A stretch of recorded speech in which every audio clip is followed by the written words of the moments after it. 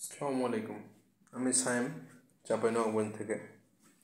কথার নাই কোনো শেষ কন্টেন্টে।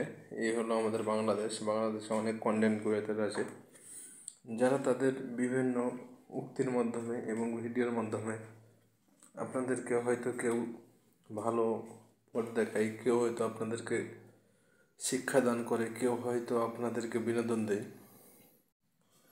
আমি সায়েম, চাঁপাইনবাবগঞ্জ থেকে শুধু একটি কথাই বলতে চাই যে বর্তমান সমাজ ব্যবস্থা, বর্তমান রাজনৈতিক নিয়ে আমি কোনো কথাবার্তা বলবো না। আমি কথাবার্তা বলতে চাই, আমি যে সেকশন সম্পর্কে জানি সে সেকশন সম্পর্কে আপনাদেরকে আমি ধারণাটা দেব আমার কন্টেন্টের মাধ্যমে। দ্বিতীয়ত,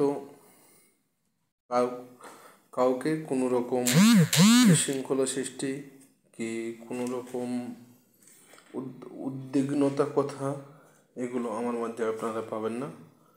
সো আপনারা যদি আমার কন্টেন্টে ইন্টারেস্টেড হয়ে থাকেন, আমার চ্যানেলটিকে সাবস্ক্রাইব করবেন, আমাকে উৎসাহ যোগাবেন। আমি মোহাম্মদ সাইম রেজা। আমি একজন এনজিও কর্মী। আমার সংস্থার নাম IDF। আমি প্রতিদিন যেসব জিনিসের মুখোমুখি হই সেসব জিনিসগুলোই আপনাদের সাথে শেয়ার করব। তো আজকে প্রথম কথা হলো আমার যে কিছু কিছু মধ্যবিত্ত পরিবারে আমি দেখি যে তাদের চাহিদার অতিরিক্ত তারা ঋণ নিয়ে থাকে।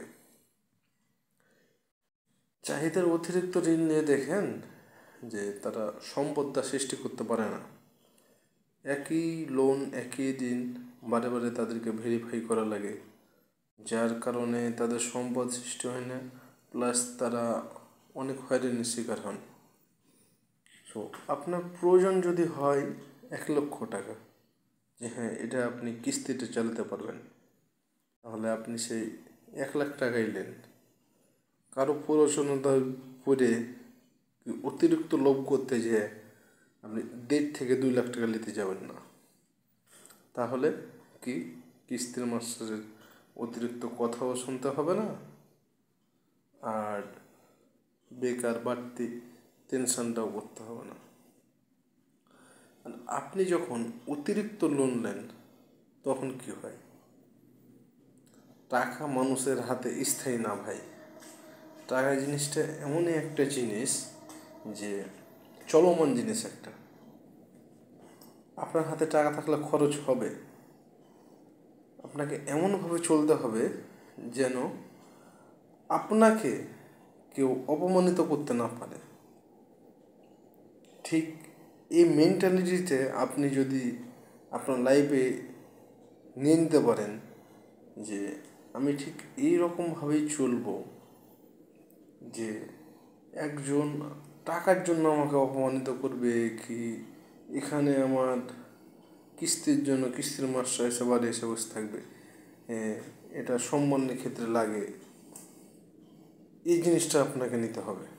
আপনি যদি মনে করেন ওরা যেমন তা করছে, সেই মেয়ে সেই, তাহলে তো হলো না।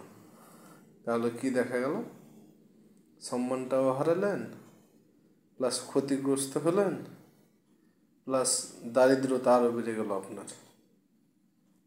সব সময় ভালো চিন্তা করুন, ভালো থাকুন এবং সুস্থ সুন্দর জীবনযাপন করুন। আসসালামু আলাইকুম।